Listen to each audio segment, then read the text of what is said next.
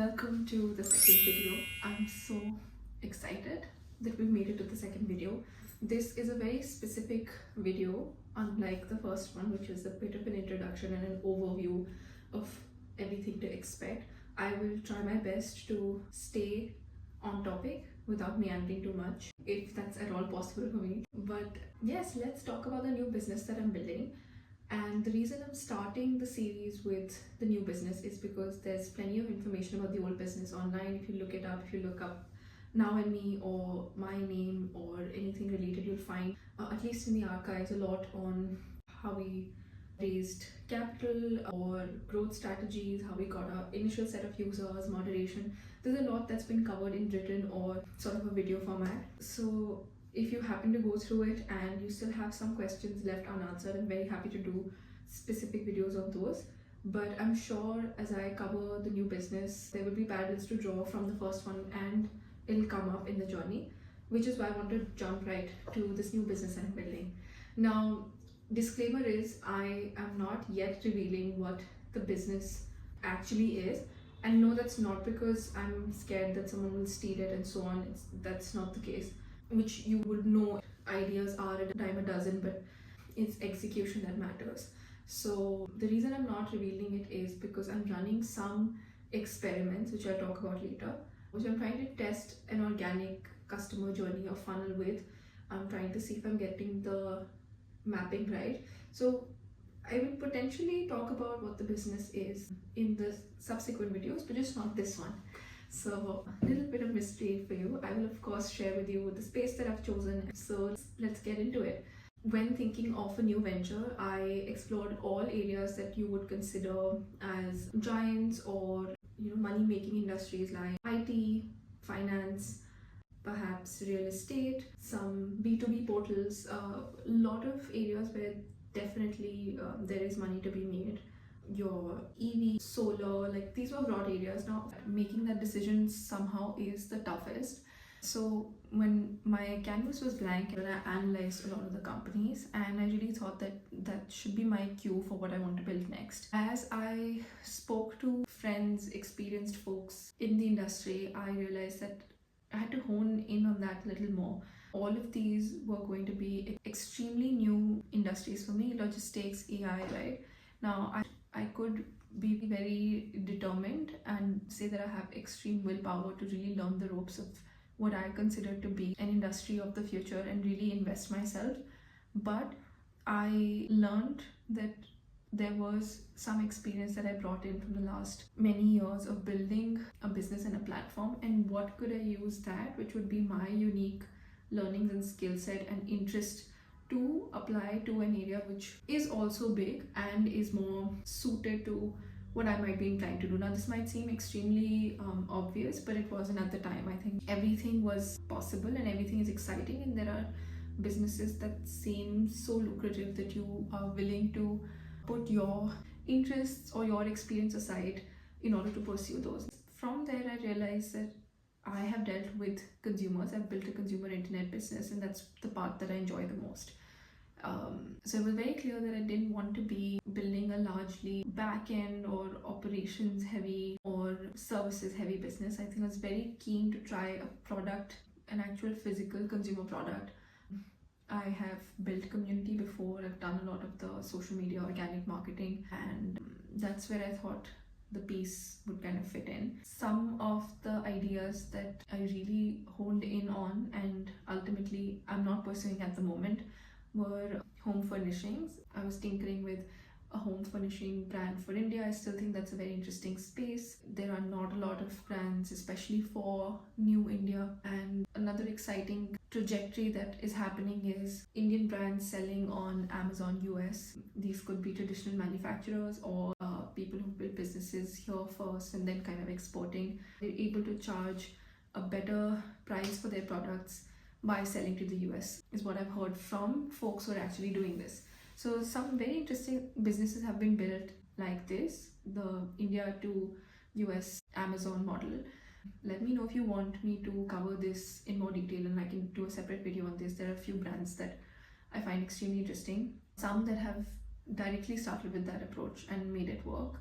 There was no prior benefit that I had of breaking into an Amazon marketplace. Another thing that held me back is the ad spend that was going to happen every day. There was about $1,000 to $2,000 that a lot of these brands were spending in the large categories like home furnishing, which is a more mature category with exporting houses and manufacturers already kind of having a footing. So unless I had a very unique differentiator, which at the time I really couldn't bring myself to find, it would have been an uphill battle, which I didn't see how I would win. This is the iterative process I followed, right? After which I said, okay, let's then pick the consumer that I want to solve for, which is where I decided to talk to women my age, friends of friends. And at the time, I was exploring gifting as another possible business venture to launch. This could be a flower bottle, or the way you have your gift baskets, bouquets, or just a lot of options. I also tried to speak to one or two women who were outliers, so someone who was 40, someone who's like 18, and the common thread was that no matter what, even if it was for gifting or for any personal reasons, the place that the money was flowing or a woman's energy was flowing was largely apparel and BPC, or beauty and personal care, skincare, makeup, and so on. And then of course food. Now food was another business that I didn't want to get into, so it boiled it down to two categories for me, which is BPC and apparel. Now I am not somebody who is extremely big on skincare and like products. It's a more recent sort of interest. Even then I knew the level of interest that some people really have for skincare. I know how passionate people are. So I knew that if I had to enter this very crowded industry, I would need to also be equally passionate, and there would also be formulations involved, and then skin types. I think I was very concerned that the level of due diligence that would be required to deliver an effective and safe product in this category is not something that was exciting enough for me to put in the time and energy. So I was very sure that I'm not going to do beauty and personal care, which brought me back to apparel, which is really funny because initially apparel did come up. Someone did suggest me looking into apparel as a possible category, and really just negated that in the beginning because, again, similar thoughts, right? I thought super saturated industry, it's too big, and how do you even differentiate? And somehow through the process, an apparel adjacent or like an apparel related category came up, so close to revealing what it is. That seemed to make a lot of sense.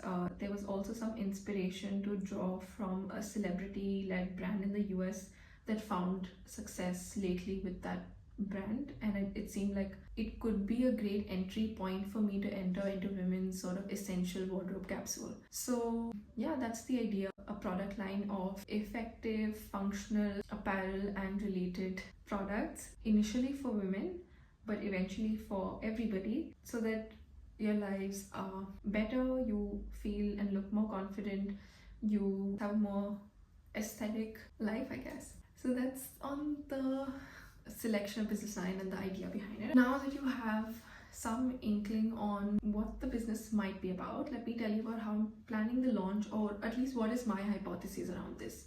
I will want it to primarily be very D2C heavy. A lot of people are advising that it's going to take a lot of time to kind of build that kind of distribution such that the consumer directly transacts from your own website. But that is the goal, so that a lot of the money or the commissions are not going to marketplaces. Of course, how will I strike that balance between getting visibility and being available on a Myntra, Amazon, or even a Zepto, Blinkit? I really don't fully know yet. When the time comes, the path will follow. Greater goal is to be able to largely sell from my own website. So I tried to arrange for a few samples from suppliers. I did put in my own money, which I think is an important fact to highlight. I am building this business out with my own money. This is a bootstrapped, sustainable kind of way that I want to build it out. So it's my personal challenge to myself. I really want to see if I can build it out in a very disciplined fashion, the way so many Indian entrepreneurs have built successful businesses, where you're super lean and you're kind of really just whatever you make, you invest right back into the business. That's how I want to build this out and see. if I can make it. I think that's the challenge to myself, how I'm approaching launching this, right? So I got in samples which I had to pay for. I tried to speak to a lot of suppliers within India, outside of India, some buying houses within India, and adjacent countries. In the process, I learned about import costs, free trade agreements which let you import for free, which we have with Sri Lanka.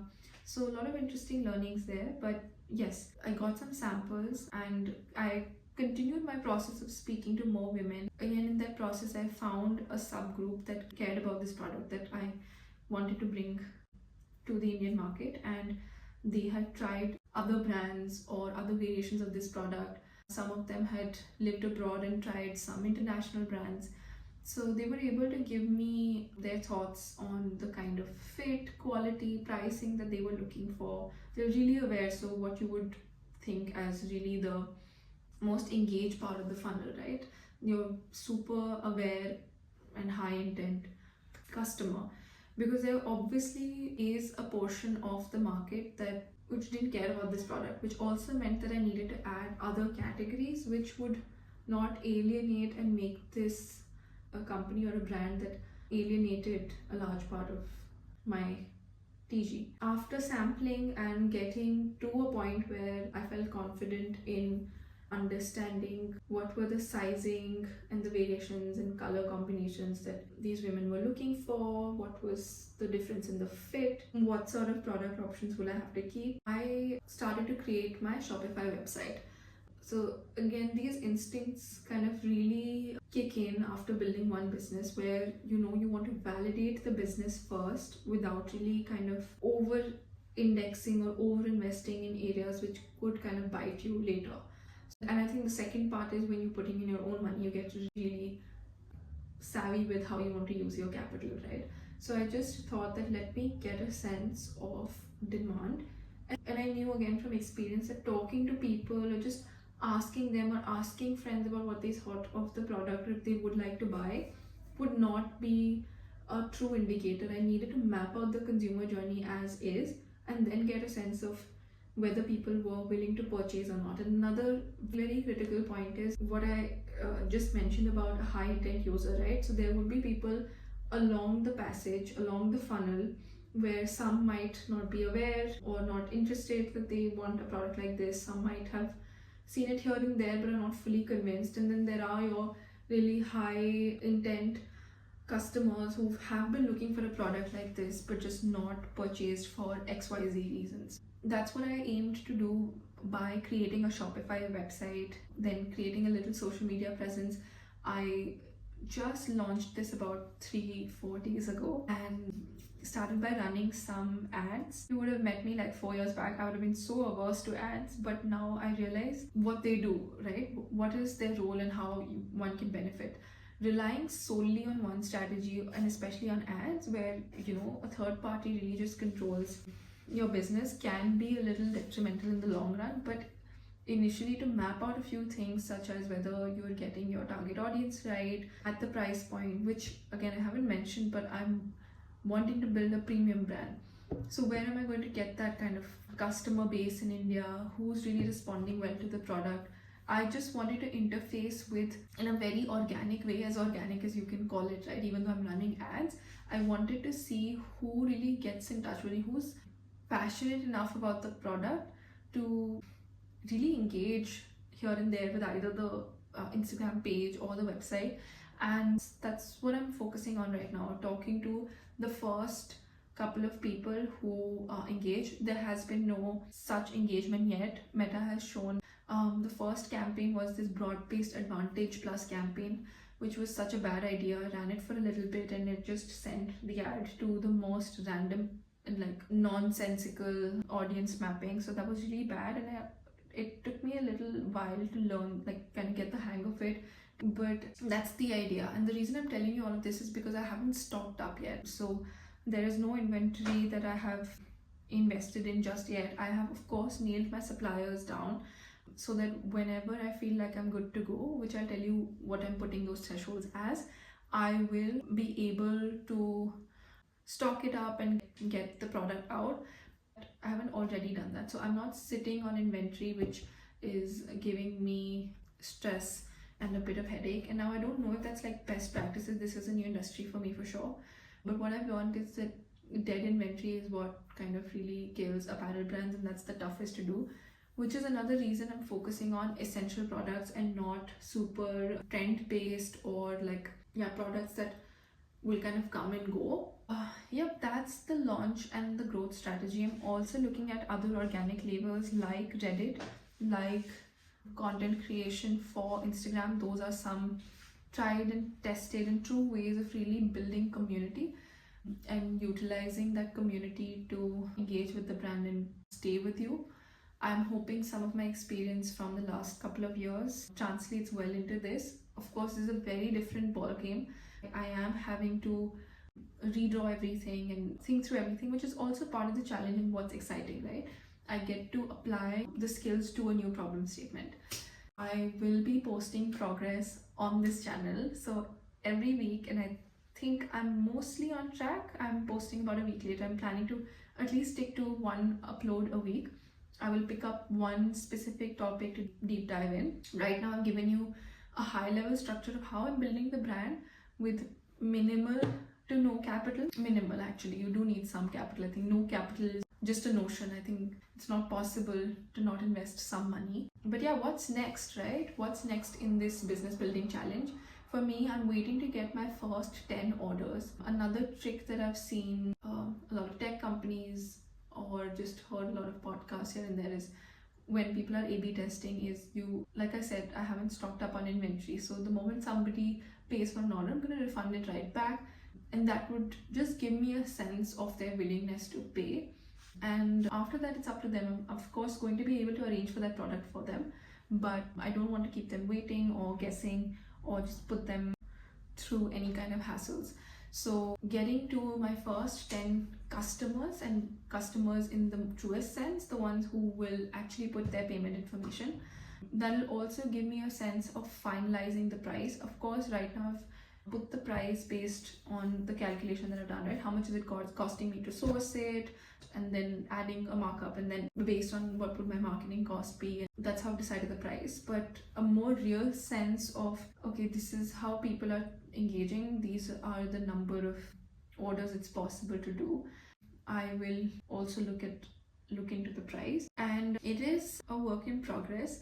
And third is identifying what is the growth lever or growth engine that's really working in a repeatable fashion for me.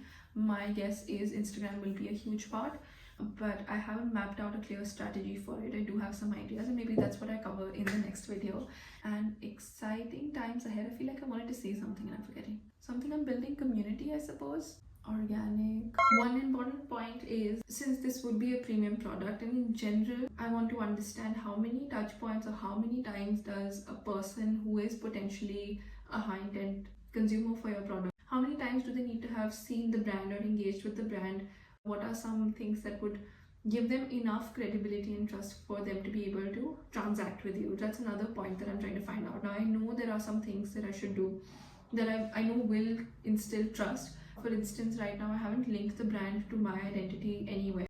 Again, this is deliberate so that I can see what is the hunger for the product in and of itself. So much so that even if some characteristics are missing, are people still willing to take the extra step even when they're slightly skeptical? Will they still engage? Of course, I've put in testimonials, but will I need to add some kind of influencers or celebrities endorsing that product?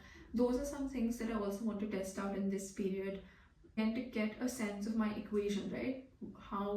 What is a daily or a monthly volume to expect? How do you plan for it?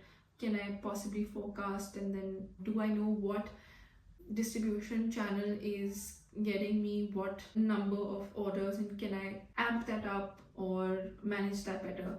Those are some things that I'm looking to learn in March. Thank you for tuning in, and I'm excited to see how the next few weeks pan out.